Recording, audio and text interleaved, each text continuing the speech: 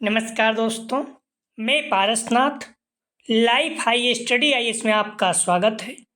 दोस्तों, आज हम लोग राजा महेंद्र प्रताप सिंह राज्य विश्वविद्यालय अलीगढ़ के बीएड थर्ड सेमेस्टर एग्जाम 2024 जो दिसंबर 2024 में एग्जाम होने की संभावना है, उसके लिए पेपर 303 अर्थात निर्देशन एवं परामर्श या गाइडेंस एंड काउंसलिंग का यूनिट 4 निर्देशन सेवाओं की प्रविधियां का प्रैक्टिस सेट 4 हल करेंगे। दोस्तों, प्रश्नों पर आए, लेकिन उससे पहले प्लीज आप लोग वीडियो को ज़्यादा से ज़्यादा शेयर कीजिए जिससे सभी लोगों को लाभ हो सके। यदि आप लोग चैनल को सब्सक्राइब नहीं किए हैं तो प्लीज चैनल को सब्सक्राइब कीजिए तथा वीडियो को लाइक और शेयर जरूर कीजिए, इससे मोटिवेशन मिलता है। आइए देखते हैं प्रश्नों को।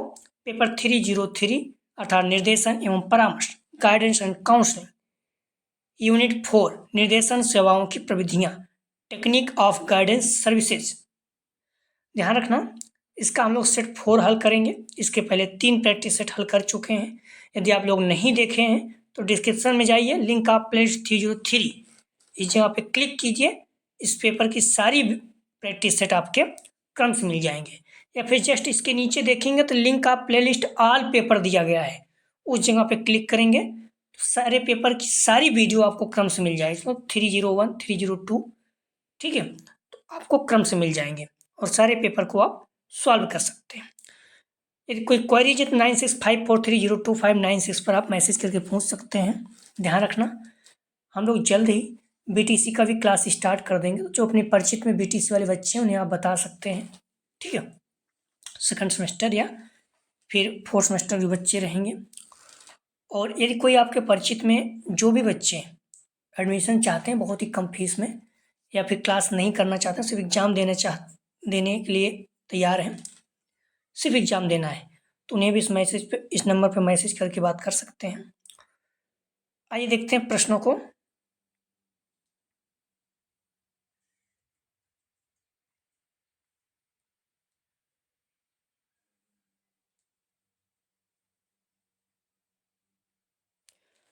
पहला प्रश्न है, जब प्रश्नों की एक नियत सूची समान क्रम में सभी प्रतिभागियों को दी जाती है तो इसे किस रूप में जाना जाता है?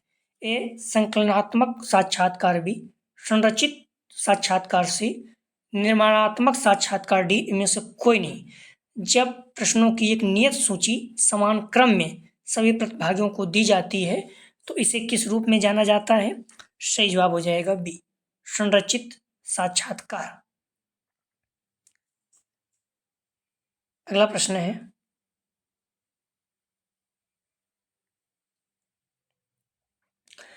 निम्न कारकों के कारण अंतर्वीक्षा में त्रुटियां हो सकती हैं। ए उत्तरों को सटीक तौर पर दर्ज करने में विफलता, बी प्रत्यार्थियों के प्रत्युत्तर को प्रभावित करना, सी साक्षात्कार देने वाले बुद्धिमान को, डी साक्षात्कार लेने वाले प्रश्नों की अच्छी तरह व्याख्या करने में समर्थ हो, ई साक्षात्कार के लिए समूह युक्त माहौल बनाने में विफलता।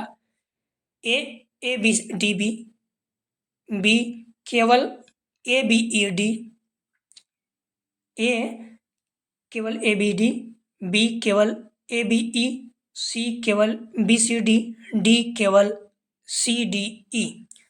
सही जवाब हो जाएगा इसका बी केवल ए बी ई। तो निम्नलिखित कारकों के कारण अंतर्वीक्षा में त्रुटियां हो सकती हैं, तो सही जवाब हो जाएगा ए बी ई।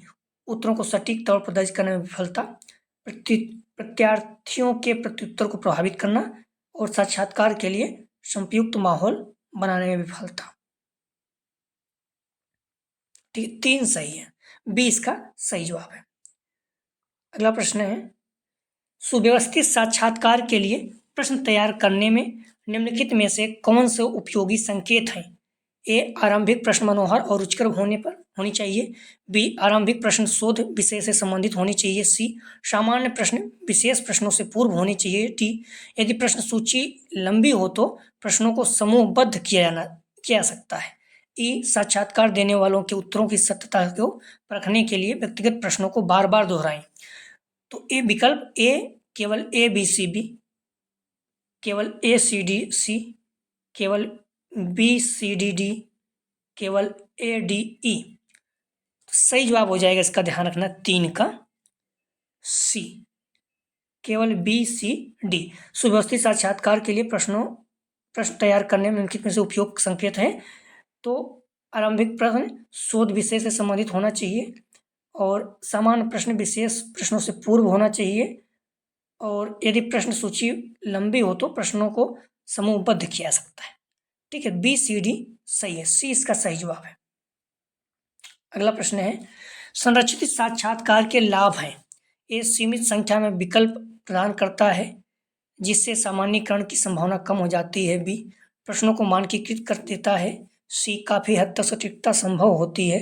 D दत्त प्रक्रमण सरल होता है। E कठिन मानकीकरण के कारण गलत व्याख्या की संभावना रहती है।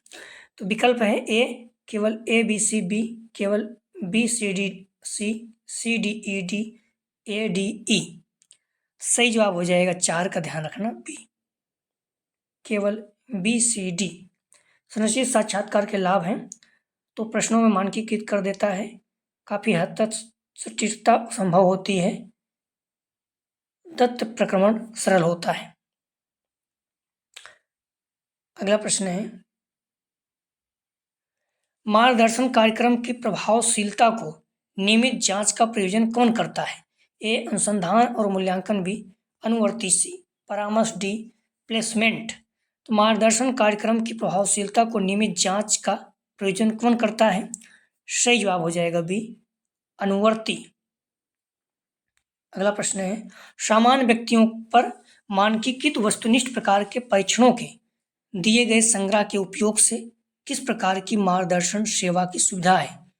A उपचारात्मक और निवारण, B निवारण और विकासात्मक, C त्रिशात्मक नहीं है, विकासात्मक रहेगा, ठीक है, विकासात्मक और उपचारात्मक, D सामान्य मार्गदर्शन और परामर्श। तो 6 का सही जवाब हो जाएगा, ध्यान रखना, B निवारक और विकासात्मक। अगला प्रश्न है,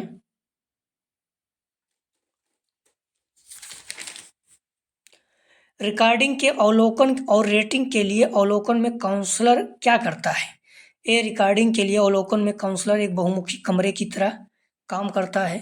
2 रेटिंग के लिए अवलोकन में काउंसलर परामर्श प्राप्तकर्ता में होने वाली व्याकुलता से बेखबर सब कुछ रिकॉर्ड करता है। 3 रेटिंग के अवलोकन में काउंसलर परामर्श प्राप्तकर्ता का निरीक्षण नहीं करता जबकि रेटिंग में संलग्न रहता है। 4 रेटिंग के लिए अवलोकन में काउंसलर मस्तिष्क का आकलन और रेटिंग करता है जबकि परामर्श प्राप्तकर्ता का नियंत्रण अवलोकन करता है। तो A 1 और 4, B 2 और 3, C 1 और 3, D 3 और 4।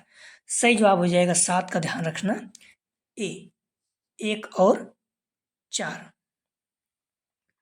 अगला प्रश्न है, काउंसलर द्वारा पूछताछ या प्रश्न करने में क्या घटित होता है?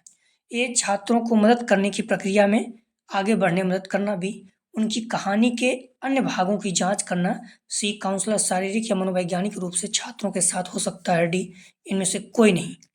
तो काउंसलर द्वारा पूछताछ या प्रश्न करने में क्या घटित होता है? सही जवाब हो जाएगा 8 का, ध्यान रखना, A छात्रों को मदद करने की प्रक्रिया में आगे बढ़ने में मदद करना।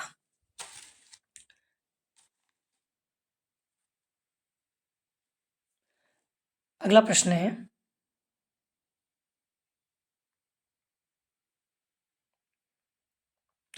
यह शिक्षकों परामर्शदाता का उद्देश्य छिपे हुए आंतरिक भावनाओं के पूर्वाग्रहों, इच्छाओं और विचारों को पहचान करना है तो कौन से परीक्षण का प्रबंध किया जाना चाहिए? A रुचि सूची, B एटीट्यूड टेस्ट, C प्रक्षेप परीक्षण, D उपलब्धि परीक्षण। सही जवाब हो जाएगा 9 का, C प्रक्षेप परीक्षण। अगला प्रश्न है, अधिगम सिद्धांतों के आधार पर परामर्श को डॉट डॉट के रूप में जाना जाता है। A shock therapy, B electric, C व्यवहार चिकित्सा, D प्ले थेरेपी। तो अधिगम सिद्धांतों के आधार पर परामर्श को डॉट डॉट के रूप में जाना जाता है। सही जवाब हो जाएगा सी, व्यवहार चिकित्सा। अगला प्रश्न है, परामर्श का मनोविश्लेषणात्मक दृष्टिकोण सर्वप्रथम किसके द्वारा प्रस्तावित किया गया था? ए एडलर, बी जंग, सी फ्रायड, डी इनमें से कोई नहीं। सही जवाब हो जाएगा 11 का सी, फ्रायड।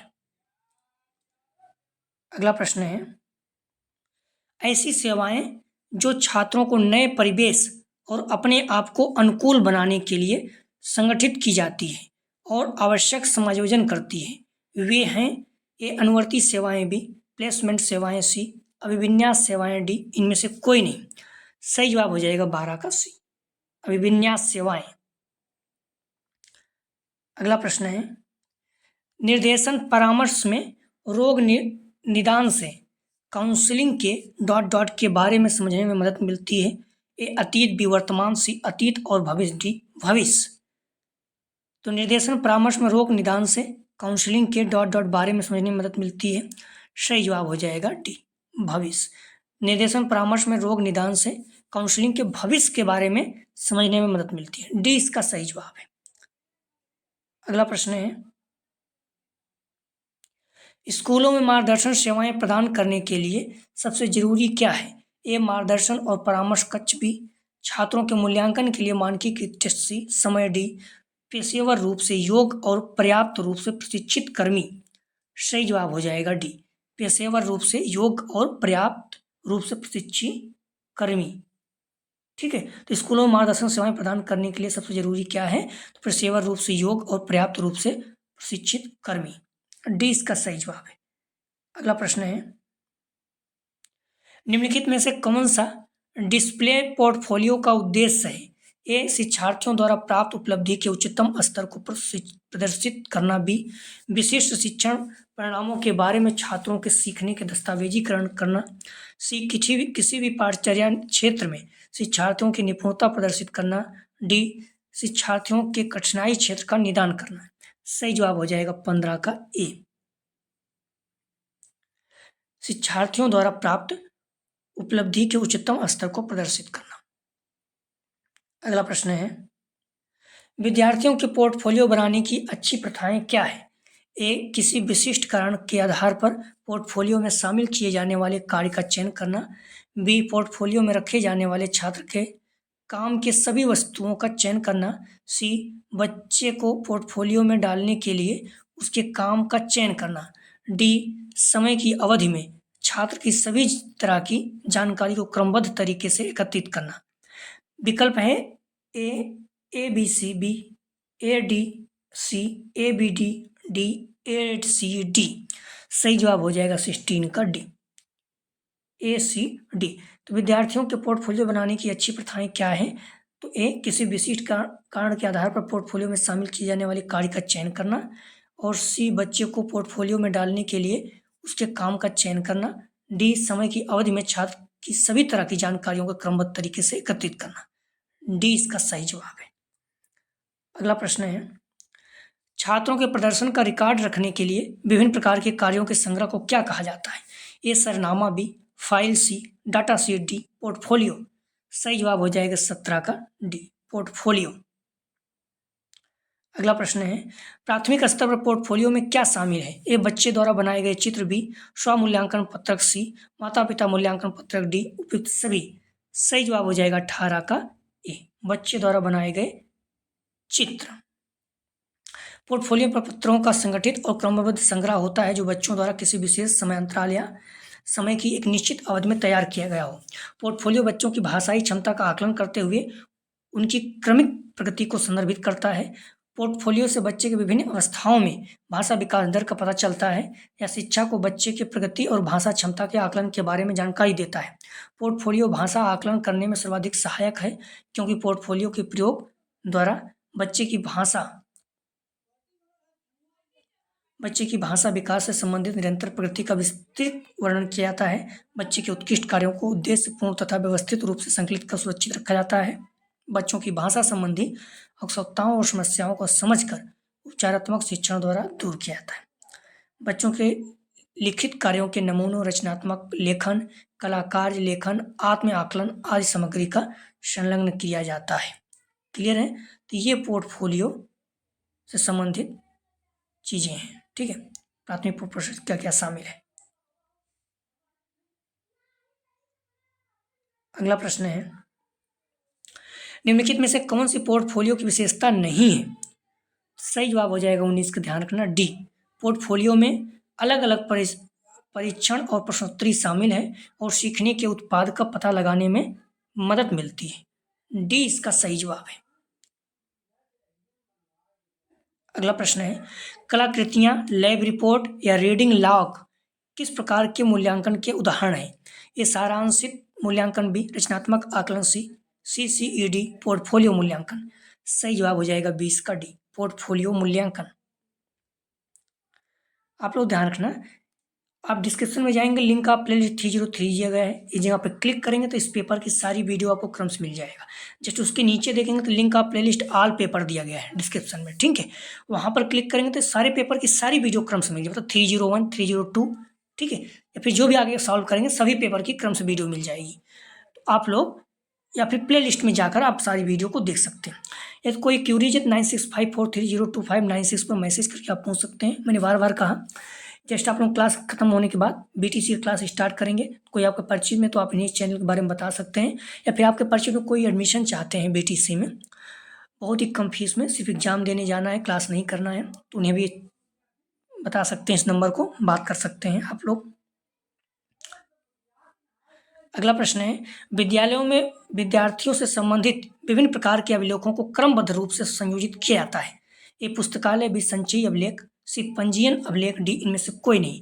तो विद्यालय में विद्यार्थियों से संबंधित विभिन्न प्रकार के अभिलेखों का क्रमबद्ध रूप से संयोजित किया जाता है। सही जवाब हो जाएगा बी, संचयी अभिलेख। अगला प्रश्न है, एक डॉटल अभिलेख उदाहरण है। ए समाजमिति तकनीक का, बी अवलोकन तकनीक का, सी प्रक्षेपण तकनीक का, डी स्व आख्या प्रौद्योगिकी का। सही जवाब हो जाएगा 22 का बी, अवलोकन तकनीक का।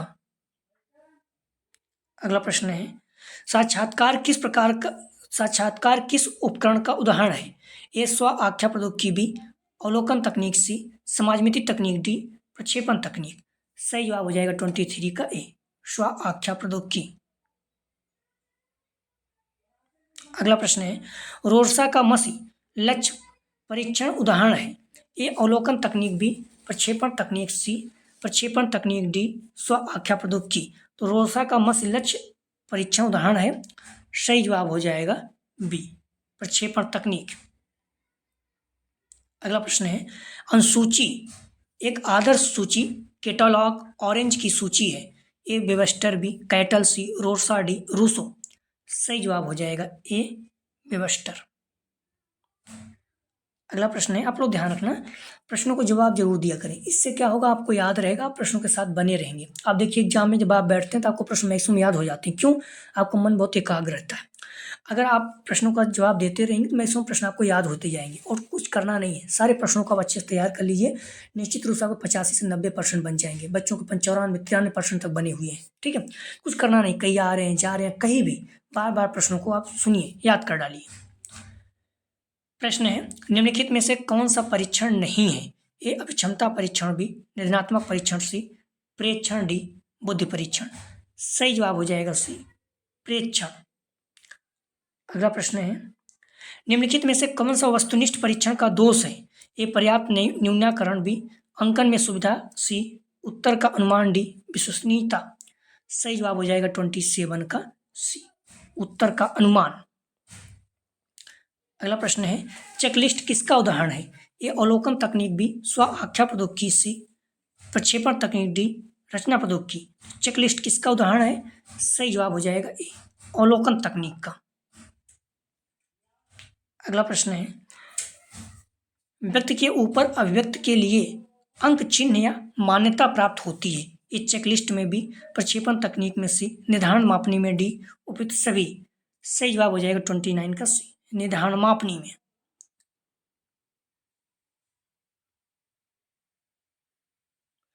अगला प्रश्न है, समाजमिति एक व्यापक पद है जो समूहों में व्यक्तियों के विकल्प संप्रेक्षण तथा अंतःक्रिया के प्रतिमानों के प्रति आंकड़ों के संकलन तथा विश्लेषण की विभिन्न विधियों की ओर संकेत करता है। यह कथन किसका है? ये गिज्जू भाई बी, विलियम हॉर्न सी, कॉरलिंगर डी, मूरे तथा मॉर्गन। सही जवाब हो जाएगा 30 का सी, करलिंगर।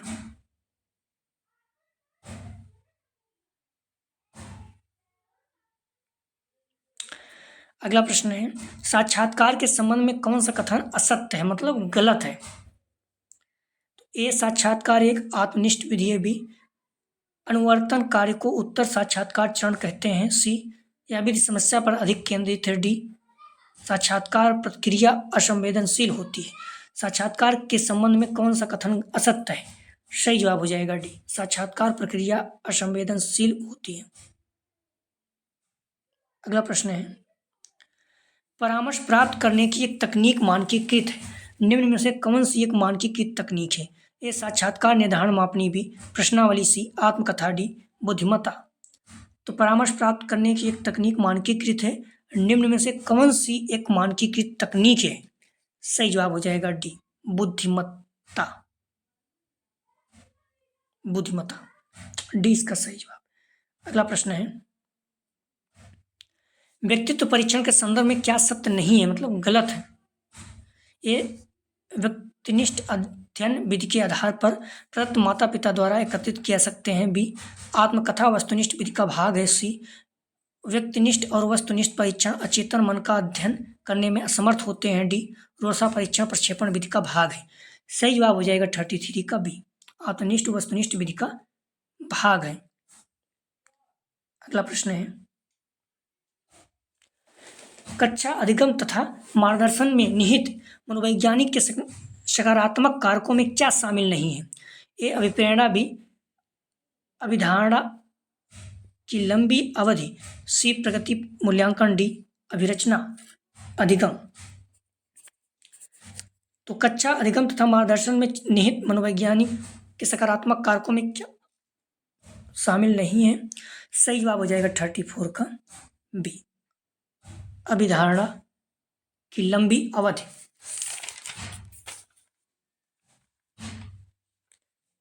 अभिधारणा की लंबी अवधि। अगला प्रश्न है,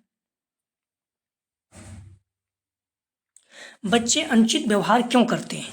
ये नियमों का ज्ञान। बी, घर एवं विद्यालय के नियमों को समरूप समझना। सी, मनोवेगों या भावनाओं का वस्तुओं या व्यक्तियों पर विस्थापन न होना। डी, कुंठा का अभाव। सही जवाब हो जाएगा 35 का, ध्यान रखना आप लोग बी, घर एवं विद्यालय के नियमों को समरूप समझना। बच्चे अनुचित व्यवहार क्यों करते हैं? घर एवं विद्यालय के नियमों को बराबर, मतलब समरूप मतलब एक जैसे समझते हैं। अगला प्रश्न है, प्रासंगिक अंतर्बोध परीक्षण के संबंध में क्या असत्य, मतलब क्या गलत है?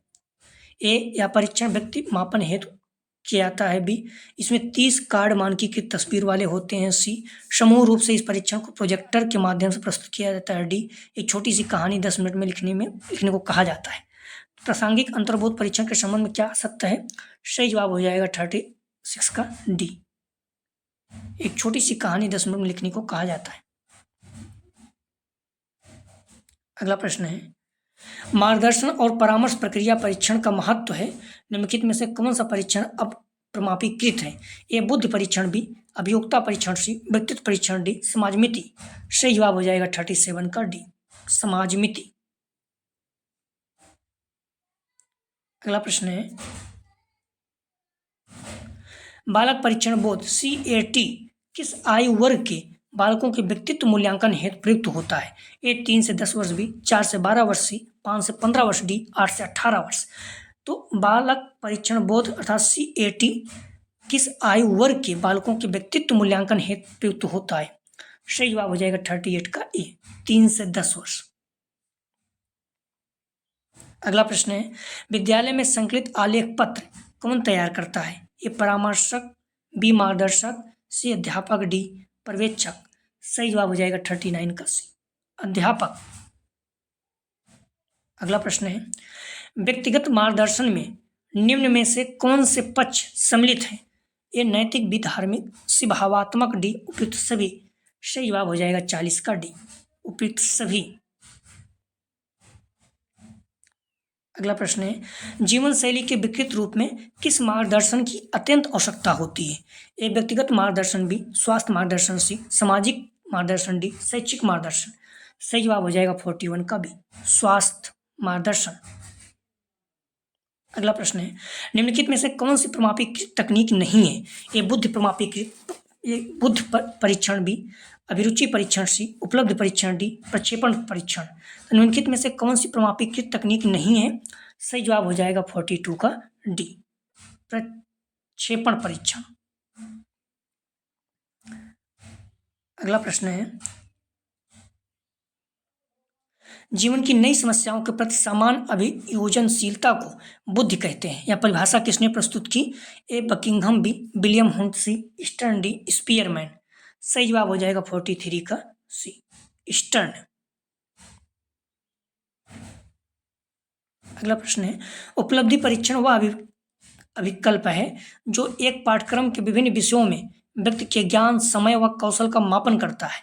यह कथन किसका है? ए फीमेन, बी गुडे एवं हॉट, सी हर्बर्ट स्पेंसर, डी बिने एवं साइमन। सही जवाब हो जाएगा 44 का ए, फीमेन। अगला प्रश्न है, विशिष्ट योग्यता परीक्षण संबंधित है। ए संगीत, बी कला, सी यांत्रिकी, डी उपयुक्त सभी। सही जवाब हो जाएगा 45 का डी, विशिष्ट योग्यता परीक्षण संबंधित है संगीत, कला, यांत्रिकी तीनों। अगला प्रश्न है, व्यक्ति अध्ययन के लिए संग्रहित तथ्य है। ए भौतिक परिवेश, बी सामाजिक आर्थिक परिवेश, सी सांस्कृतिक परिवेश, डी उपयुक्त सभी। सही जवाब हो जाएगा डी, उपयुक्त सभी। अगला प्रश्न है, बालक बोध परीक्षण CAT परीक्षण के प्रतिपादक कौन है? A Kerlinger, B Leopold Bellak, C Andrew and Wiley, D Hermann Rorschach. तो बालक बोध परीक्षण CAT परीक्षण के प्रतिपादक कौन है? सही जवाब हो जाएगा बी, लियोपोल्ड बेलक। अगला प्रश्न है, रोरसा परीक्षण में कार्डों की संख्या कितनी होती है? ए 10, बी 15, सी 17, डी 20। मोस्ट इंपॉर्टेंट रखिए, बार बार पूछा जाता है। सही जवाब हो जाएगा 48 का, ध्यान रखना, ए 10। तो रोरसा परीक्षण में कार्डों की संख्या कितनी होती है? 10, भूलना नहीं आप लोग। अगला प्रश्न है, वर्ष 1987 में एल.एन. दुबे तथा अर्चना दुबे द्वारा किस परीक्षण का निर्माण किया गया? ए समाज मिति परीक्षण, बी प्रासंगिक अंतर्बोध परीक्षण, सी बालक बोध परीक्षण, डी वाक्यपूर्ति परीक्षण। सही जवाब हो जाएगा 49 का डी, वाक्यपूर्ति परीक्षण। अगला प्रश्न है, निम्नलिखित में से कौन सी एक अमानकीकृत मार्गदर्शन तकनीक है? ए अभिरुचियां, बी समाज मिति, सी बुद्धिमत्ता, डी इनमें से कोई नहीं। सही जवाब हो जाएगा 50 का बी, समाज मिति। आप लोग ध्यान रखना, 8 बजे आ जाया करें टाइम से। 8 बजे ही डेली प्रैक्टिस सेट रहेगा, कभी कभार अगर लेट हो जाता तो अलग बात, लेकिन 8 बजे ही रहेगा, ठीक है। प्रश्न है, परामर्श प्रक्रिया के किस पद में समस्याओं के कारणों के बारे में निष्कर्ष निकाला जाता है? ए निदान, बी संश्लेषण, सी अनुवर्तन, डी विश्लेषण। सही जवाब हो जाएगा 51 का ए, निदान। अगला प्रश्न है, निम्नलिखित में से क्या परामर्श प्रक्रिया का पद नहीं है? ए अनुवर्तन, बी संश्लेषण, सी पूर्व अनुमान, डी अन्वेषण। सही जवाब हो जाएगा 52 का डी, अन्वेषण। अगला प्रश्न है, व्यवहारिक परामर्श मुख्यतः बल देता है। ए चिंतन पर, बी विचारों पर, सी संस्कृत पर, डी क्रिया पर। तो व्यवहारवादी परामर्श मुख्यतः बल देता है। सही जवाब हो जाएगा डी, क्रिया पर। आप लोगों से निवेदन है, क्लास समाप्त होने के बाद आप लोग वीडियो को लाइक जरूर करें, ठीक है, और वीडियो को शेयर करें अपने कॉलेज के ग्रुप या भी जो भी फ्रेंड आपके बीएड कर रहे हैं सभी को, जिससे सभी लोगों को लाभ हो सके। आपको भी पता है बच्चे थोड़ा सा कम है बीएड इसमें कम कर रहे हैं तो व्यू बहुत कम आता है, फिर वो निराशा होता है, मेहनत बहुत लगता है। तो इसलिए आप लोग निवेदन है, आप लोग निश्चित रूप से बहुत लाभ होगा। आप लोग जुड़े रहें तो आप देखेंगे लास्ट में पेपर में 75 मतलब कभी 60 कभी 70 तक आपको सेम टू सेम प्रश्न मिल जाते हैं, ठीक है। तो आप टेस्ट कीजिए, प्रश्नों को अच्छे से तैयार कर लीजिए, बहुत लाभ होगा आपको। प्रश्न है, परामर्श के किस उपागम में परामर्श प्रक्रिया पूर्णतः परामर्श पर केंद्रित होती है? ए निर्देशात्मक परामर्श, बी अनिर्देशात्मक परामर्श, सी मानवतावादी परामर्श, डी व्यक्ति केंद्रित परामर्श। तो परामर्श के किस उपागम में परामर्श प्रक्रिया पूर्णतः परामर्शक पर केंद्रित होती है? सही जवाब हो जाएगा ए, निर्देशात्मक परामर्श। अगला प्रश्न है, इंस्टीट्यूट ऑफ रेशनल लिविंग को एक गैर लाभकारी संगठन के रूप में कब स्थापित किया गया? ए 1955, बी 1959, सी 1961, डी 1965। सही जवाब हो जाएगा बी 1959, 1959। अगला प्रश्न है, परामर्श की प्रविधियों में कौन सा से तथ्य शामिल है? ए मौन धारणा, बी एक मौन धारणा, दो पुनरावृत्ति, सी परिताक। विकल्प है ए केवल एक, बी केवल तीन, सी एक दो, डी एक दो तीन। तो परामर्श की प्रविधियों में कौन से तथ्य शामिल हैं? सही जवाब हो जाएगा 56 का डी, एक दो तीन था तीनों। मौन धारणा, पुनरावृत्ति, परित्याग, तीनों जो हैं परामर्श की प्रविधियों में शामिल हैं। अगला प्रश्न है, साक्षात्कार आयोजित करने के उद्देश्य हैं। ए परिचय प्राप्त करना, बी मूल्यांकन करना, सी ज्ञानवर्धन, डी एक परिचय प्राप्त करना, दो मूल्यांकन करना, सी तीन ज्ञानवर्धन, चार चिकित्सकीय। विकल्प है ए एक और दो, बी एक तीन, सी एक तीन चार, डी उपयुक्त सभी। तो साक्षात्कार आयोजित करने के उद्देश्य हैं। सही जवाब हो जाएगा 57 का ध्यान रखना डी, सभी मतलब एक दो तीन चार सभी। परिचय प्राप्त करना, मूल्यांकन करना, ज्ञानवर्धन, चिकित्सकीय, सभी जो है साक्षात्कार आयोजित करने के उद्देश्य हैं। अगला प्रश्न है, अनिर्देशात्मक उपबोध का प्रमुख प्रयोजन है। ए सेवार्थी दत्त का विश्लेषण, बी संगत कारक का निदान, सी भावात्मक विमुक्ति, डी स्थानन सेवा। सही जवाब हो जाएगा 58 का सी भावात्मक विमुक्ति। अगला प्रश्न है, किसी मार्गदर्शन कार्यक्रम में निम्नलिखित में से किसको प्रमुख सेवा माना जाता है? ए सूचना सेवा, बी आत्म तालिका सेवा, सी स्थानन सेवा, डी परामर्श सेवा। सही जवाब हो जाएगा 59 का डी परामर्शी सेवा।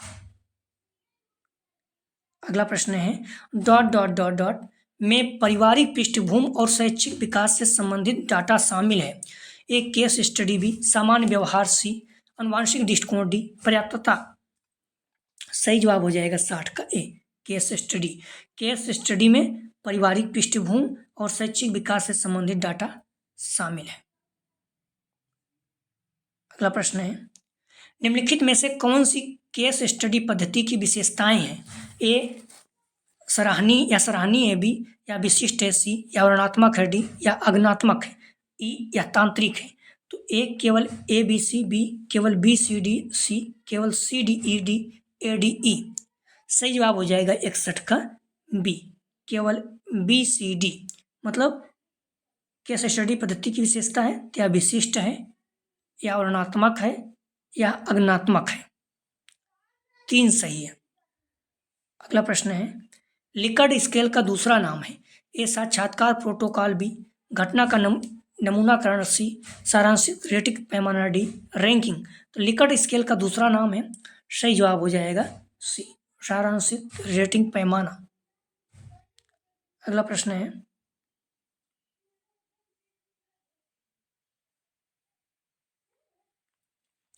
निम्नलिखित में से कौन सी केस स्टडी पद्धति की विशेषताएं हैं? ए नकारात्मक रूप से उन्मुख, बी प्रशंसा उन्मुख, सी विशिष्टतावादी, डी ऋणात्मक, ई अग्नात्मक। A B E, B A B C, C B C D, D C D E. सही जवाब हो जाएगा 63 का डी सी डी ई। अगला प्रश्न है, निम्नलिखित में से किस शोध पद्धति में प्रकृतिवाद सेटिंग और अर्थ देने की प्रक्रिया पर जोर दिया जाता है? ए प्रयोगात्मक विधि, बी पूर्व कार्योत्तर विधि, सी केस अध्ययन विधि, डी ऋणात्मक सर्वेक्षण विधि। निम्नलिखित में से किस शोध पद्धति में प्रकृतिवादी सेटिंग और अर्थ देने की प्रक्रिया पर जोर दिया जाता है? सही जवाब हो जाएगा 64 का ध्यान रखना सी केस अध्ययन विधि, केस स्टडी मेथड। अगला प्रश्न है, अंतर सांस्कृतिक अध्ययन इसका एक उदाहरण है। ये मामले का अध्ययन, बी वर्णशंकर की अनुभागीय अध्ययन, सी प्रयोगात्मक अध्ययन, डी तुलनात्मक अध्ययन। सही जवाब हो जाएगा 65 का ए मामले का अध्ययन। अगला प्रश्न है, केस अध्ययन है। ए अनुवांशिक और सूक्ष्म जीवन के क्षेत्रों में किए गए अध्ययन, बी किसी विषय और उससे संबंधित स्थितियों की गहन जांच, सी मौजूदा सामाजिक रणनीतिक हालात पर एक रिपोर्ट, डी स्वास्थ्य और स्वच्छता के क्षेत्र में विशेष अनुसंधान। तो केस अध्ययन क्या है? सही जवाब हो जाएगा बी, किसी विषय और उससे संबंधित स्थितियों की गहन जांच। अगला प्रश्न है, परामर्श में कौन सी तकनीक का सबसे अधिक प्रयोग किया जाता है? ए प्रश्नावली, बी साक्षात्कार, सी अवलोकन, डी समाजमिति। सही जवाब हो जाएगा 67 का सी, अवलोकन। अगला प्रश्न है, डॉक्टर कृष्णन एक नर्सरी स्कूल में बच्चों की जानकारी के बिना और उन्हें प्रभावित करने का प्रयास किए बिना उनके खेल व्यवहार का निरीक्षण और रिकॉर्ड करने जा रहे हैं। यह है ए प्रतिभागी अवलोकन, बी नियंत्रित प्रयोगशाला अवलोकन, सी गैर सहभागी अवलोकन, डी यथार्थवादी पर्यवेक्षण। तो डॉक्टर कृष्णन एक नर्सरी स्कूल में बच्चों की जानकारी के बिना और उन्हें प्रभावित करने का प्रयास किए बिना उनके खेल व्यवहार का निरीक्षण और रिकॉर्ड करने जा रहे हैं। यह है सही जवाब हो जाएगा 68 का सी, गैर सहभागी अवलोकन। अगला प्रश्न है, कक्षा में बातचीत का उचित मूल्यांकन डॉट डॉट द्वारा किया जा सकता है। ये प्रश्नावली, बी अवलोकन सूची, सी साक्षात्कार, डी परीक्षा। तो कक्षा में बातचीत का उचित मूल्यांकन डॉट डॉट द्वारा किया जा सकता है। सही जवाब हो जाएगा बी अवलोकन अनुसूची। तो कक्षा में बातचीत का उचित मूल्यांकन अवलोकन अनुसूची द्वारा किया जा सकता है। अगला प्रश्न है, जब सामाजिक वैज्ञानिक द्वारा अवलोकन को वर्गीकरण की एक प्रणाली में वर्गीकृत किया जाता है तो इसकी आवश्यकता होती है ए दोष सिद्ध, बी शुद्धता, सी सीमित शर्तें, डी परिकल्पना। सही जवाब हो जाएगा 70 का बी शुद्धता। अगला प्रश्न है, निम्नलिखित में से किसका उपयोग सोशियोमेट्रिक अध्ययन में नहीं किया जाता? ये प्रश्नावली, बी रेटिंग स्केल, सी साक्षात्कार, डी अवलोकन। सही जवाब हो जाएगा 71 का डी अवलोकन। निम्नलिखित में से किसका उपयोग सोशियोमेट्रिक अध्ययन में नहीं किया जाता? तो अवलोकन का, प्रश्नावली, रेटिंग स्केल, साक्षात्कार का किया जाता है। सही जवाब हो जाएगा डी। आप लोग ध्यान रखना, 71 प्रश्न ही था, कुछ प्रश्न हैं महत्वपूर्ण है, एग्जाम में सीधे सीधे आ सकते हैं, तो इन प्रश्नों को जवाब आप लोग जरूर दिया करें। बार बार इस शब्द कह रहा हूँ, नया है गूगल में सर्च कर लीजिए, बस जवाब जरूर दिया करें। इससे क्या होगा, आपको याद रहेगा और एग्जाम में आएगा प्रश्न। मैं फिर से कह रहा हूँ, एग्जाम में आएगा। पहला प्रश्न है, वार्तालाप को संक्षिप्त करने हेतु किस साक्षात्कार कौशल का प्रयोग किया जाता है? ये व्यवधान, भी संक्षिप्त व्याख्या, सी अवहेलना, डी अपनी बात पर अड़ना। 2, अवलोकन तकनीक के माध्यम से किस प्रकार जानकारी एकत्रित की जा सकती है? ए केवल मात्रात्मक, बी केवल व्यक्तिगत राय, सी केवल शिक्षकों द्वारा दी गई जानकारी, डी मात्रात्मक एवं गुणात्मक दोनों डाटा। अगला प्रश्न है, परामर्शदाता के रूप में शिक्षक की भूमिका है? ए भावात्मक सहायक, बी मेंटर, सी संघर्ष समाधानकर्ता, डी उपयुक्त सभी। अगला प्रश्न है, निर्देशन में गोपनीयता का सिद्धांत है? ए छात्रों की सूचनाओं को सार्वजनिक रूप से साझा करना, बी माता पिता की चिंताओं को अवहेलना करना, सी बिना आज्ञा के सूचनाओं का खुलासा करना, डी छात्रों की व्यक्तिगत सूचनाओं को निजी रखना। अगला प्रश्न है,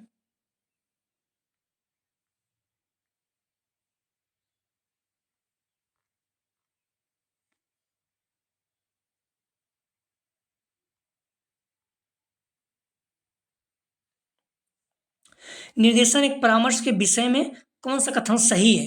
ए परामर्श निर्देशन का एक भाग है, बी निर्देशन परामर्श का एक भाग है, सी निर्देशन एवं परामर्श दोनों समानार्थी है, डी ए बी दोनों सही। अगला प्रश्न है, हस्तकला की शिक्षा दी जानी चाहिए? ए प्रतिभाशाली बच्चे, बी क्रिएटिव बच्चे, सी पिछड़े बच्चे, डी अपचारी बच्चे। अपसारी रहेगा यहाँ पर, ठीक है, अपसारी बच्चे। तो इस चीज़ों को आप लोग ध्यान रखना, प्रश्नों का जवाब आप लोग कमेंट सेक्शन में जरूर दीजिएगा, ठीक है। यदि आप डिस्क्रिप्शन में जाएंगे तो लिंक आप प्लेलिस्ट 303 दिया गया है, यहाँ पर क्लिक करेंगे तो इस पेपर की सारी वीडियो, जस्ट इसके नीचे लिंक आप प्लेलिस्ट ऑल पेपर दिया गया है, वहाँ पर क्लिक करेंगे, सारे पेपर की सारी वीडियो आपको क्रम से मिल जाएगा, ठीक है। तो आप लोग या फिर आप प्लेलिस्ट में जाकर भी देख सकते हैं। कोई क्वेरी तो 9654302596 मैसेज करके आप पूछ सकते हैं। यदि कोई BTC आपको परिचित में करना चाहता है बहुत ही कम फीस में, सिर्फ एग्जाम देने जाना है, तो आप इस नंबर पे मैसेज कर सकते हैं, बात कर सकते हैं। अगला जो प्रैक्टिस सेट हम लोग हल करेंगे, फुल प्रैक्टिस सेट 5 हल करेंगे, ठीक है। तो प्लीज़ वीडियो को लाइक और शेयर कीजिए। कॉलेज ग्रुप या जो भी फ्रेंड है जो फुल प्रैक्टिस सेट रहते हैं उसको आप लोग जरूर सॉल्व करें, वहाँ से मैक्सिमम प्रश्न आते हैं, ठीक है। तो प्लीज़ वीडियो को लाइक और शेयर कीजिए। कॉलेज ग्रुप पे जो भी बच्चे आपके साथ बीएड कर रहे हैं, जो फर्स्ट ईयर के बच्चे उन्हें भी चैनल के बारे में बताइए, निवेदन है। 2023 के प्रैक्टिस सेट पढ़े, उसे सॉल्व करते रहें, जल्दी उनका भी प्रैक्टिस सेट सॉल्व करेंगे। तो आप लोगों से निवेदन है कि प्लीज़ वीडियो को लाइक और शेयर कीजिए। वीडियो देखने के लिए धन्यवाद दोस्तों।